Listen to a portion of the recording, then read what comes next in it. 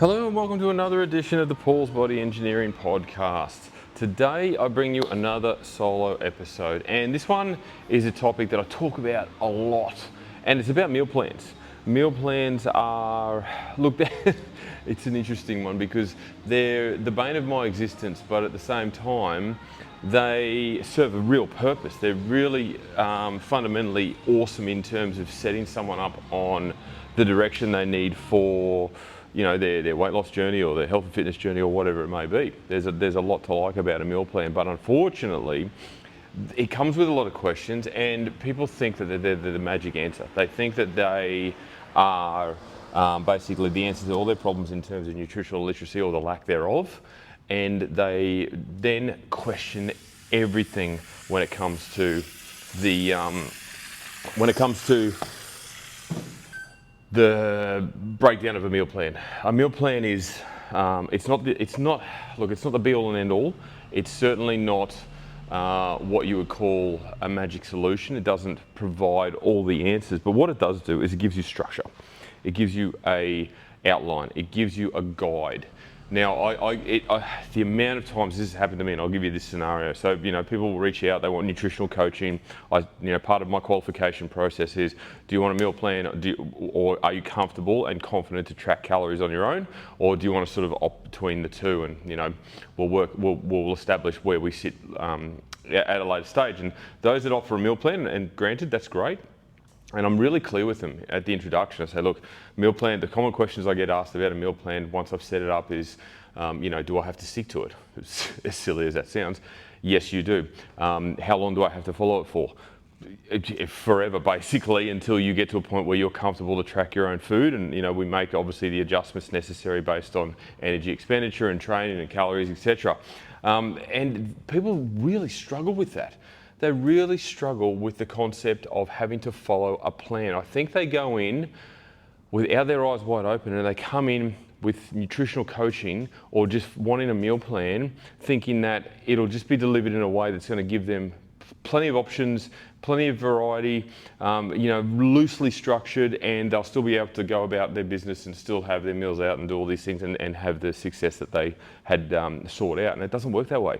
The meal plan reins you in. The meal plan basically throws a blanket over you, pulls it together, and forces you to make some sacrifices in what you're doing, because clearly what you're doing is not working.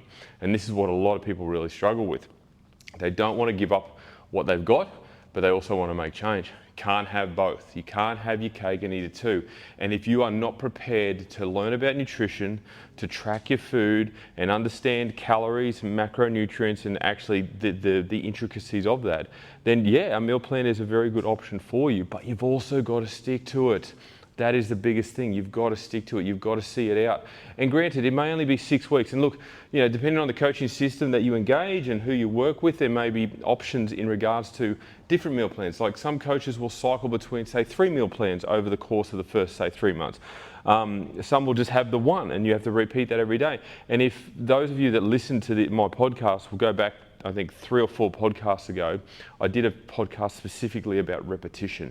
And this comes into its own when it comes to meal planning. The point of a meal plan is to establish repetition, is to build the fundamentals of a repetitive behavior around food and really understand and give your body repetition. And when there's repetition, you can create adaptation. This is it. When we've got adaptation, your body's going to be really thankful that you're not just throwing every piece of different food into your system at any given time, because that's where all the disruption goes. Have you ever had, you've been really good on a diet and then you maybe go out on a, say, Friday night and you get takeaway, or you have a big meal, you have a couple of beers and you feel bloated, you feel heavy, you feel yuck, you have some regret. The next morning, your bowel movements are really irregular, or you haven't been. You feel really flat. That's what I'm talking about. Adaptation to a frequent and consistent meal plan approach removes all those issues, and your body works like clockwork. It's like a fine oiled machine. It just does not stop, and you will find you'll get more energy, you will get better performance in the gym, your day-to-day activities will improve, your efficiency will improve, your time management will improve, your brain, as in your cognitive behavior and ability to think better, will improve, all because your body knows what it's getting. It gets used to the same amount of fuel, not only from a calorie numbers perspective, but also from a food selection perspective as well. That's the best way. That's the secret. That is honestly the secret. So that is why a meal plan shouldn't be overly complicated. And whenever I write one, it's really simple. Like, I'm talking bare bones simplicity, because at the end of the day, I put myself in the client's shoes and I go, okay, I want a meal plan, but I want to make sure that I follow it and I adhere to it and I stick to it for a lengthy period of time, right? So I need it to be simple. I don't want to have to go to the shops and buy 500 ingredients. I then don't want to have to bring all that home and then prepare 50 different meals. I want it to be really, really basic, so I don't waste time unnecessarily. And that's what a good meal should do. It should be really simple. You know, meat and 3 veg for dinners, oats and, you know, fruit for breakfast, like keeping it really basic so it's limited preparation time, limited shopping time. You get the same experience in terms of what you're eating, you're fueling your body, but you're not wasting unnecessary time on other aspects of it. And that's what I try and do every time I deliver a meal plan. I also collaborate with the individual. What do you like? What don't you like?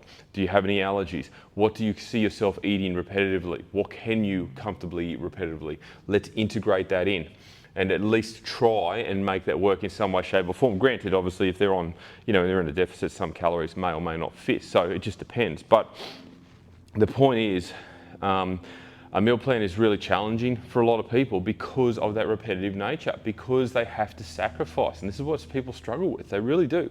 They struggle with the repetitive nature of a meal plan. But a coach is not going to give you 7 different meal plans for 7 days of the week, or roll out, you know, a new meal plan every single week. Like, you're not going to learn as an individual what you're doing if you're continually having different meals all the time.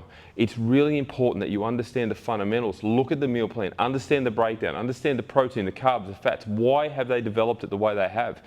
This is a really important piece. Look, I take back the point I just said, or go back to the point I just said about rolling out a different meal plan every single week. That might be something that is available out there. I really don't know.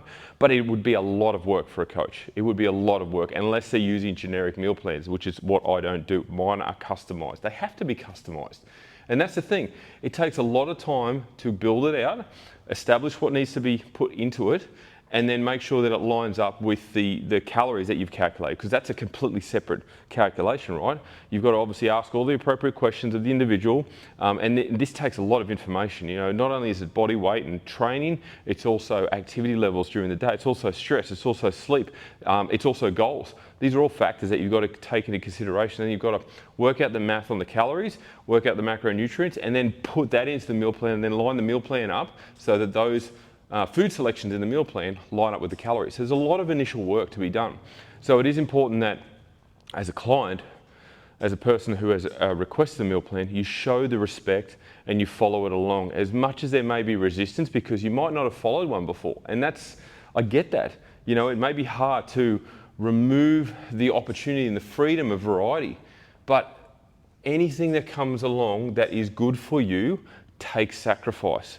Think of all the great things you've achieved in your life. There's been a sacrifice along the way that you've had to make to get there, whether it's career, whether it's sport, whether it's financial. In this case, in terms of weight loss, body recomposition, improvement in strength, improvement in just general health, you have to make some sacrifices. There's no other way to do it. It's not going to magically happen on its own. So it is really important that you understand that when you go into a meal plan. And I'm going to actually probably use this podcast as another piece of resource to give to people when they inquire about nutritional coaching, because it is something that is really important that you understand from the start. Because as I said before, I've had heaps of people over the 12 years I've been doing this. They'll sign up, nutrition coaching, they request a meal plan, I break it all down, I give them all the information, I say, look, we're going to stick to this. We need to build some consistency from the start before we make any unnecessary changes. And within a matter of weeks, I've had people go, look, this isn't for me, because they can't handle the repetition. They're not prepared to make those sacrifices yet. And that's fine. If you're not in that space, if you don't believe you're ready to do that, that is okay. If you're not prepared to track your calories, but you're also not prepared to follow a meal plan, I don't know what the answer is for you, but you've got to find it on your own. You've got to establish what you believe you need to have some success with your health and fitness journey, whatever that looks like. Because they're really one of two options. Like, nutrition plays such a vital role. People understate it and undersell it, but it actually provides a significant role. It aligns with your training. It aligns with your activity levels. It aligns with your stress management. It aligns with your sleep. And if it doesn't, and the two are not collaborating, for lack of a better term, then they need to be reassessed, and that's what a good coach will do. So it is a very challenging thing, I get it, and for years and years and years I get resistance about meal plans. But when people don't understand calories or don't know how to track them or just don't want to track them, then that's the option. That's the obvious option, is to go to a meal plan. But at the same time, they're not prepared to make sacrifice or change or give up the variety or give up their weekends or give up their Friday night drinks or their glass of wine or their takeaway dinner with the family or whatever it may be. And that's okay. I don't hold a grudge to that. If that's your decision, that's your decision. Just don't expect fast results. That's the thing you've got to be prepared for. So, look, in wrapping up, meal plans are great. They serve a real positive purpose. They give you structure. They give you a foundation. They give you something to work from. But you've got to put in the work and you've got to follow it. It's like getting a financial plan and then not following that. Okay? It's like getting a roadmap to drive. Look, I've got to drive to some outback town. I don't know how to get there, but I'm not going to follow. I'm just going to wing it. You know, you've got to put it into layman's terms and actually understand how it correlates to you. But at the same time, you've got to make the effort to commit to it long term. Otherwise, you'll just be spinning your wheels. You'll be right back where you started. You'll be basically cancelling what you'd started and looking for a quicker, easier way. And I'm here to tell you there isn't one. Simple as that. There is not a quicker, easier way. Weight loss, fat loss, health and fitness, body recomposition, muscle development takes time. It takes time, and you've got to go in eyes wide open knowing that. All right, thank you once again for tuning in. Really do appreciate it. If you've enjoyed this podcast, please screenshot, share it on your stories. Please send it to someone who may or may not be wanting a meal plan. Like, I'm happy and open to talk to people about this. If you want to set up a free consultation, please do so. Even just a general chit chat. I'll give you my 2 cents worth on the meal plan approach, how it works, but you've got to be open-minded about it. I think that's the biggest thing. So if you are interested in any of my coaching services, please jump on my website, paulsbodyengineering.com. It's a big mouthful. Alternatively, you can email me or send me a DM on Instagram. All my information is there. But apart from that, as I say to every client every single day, have a great day.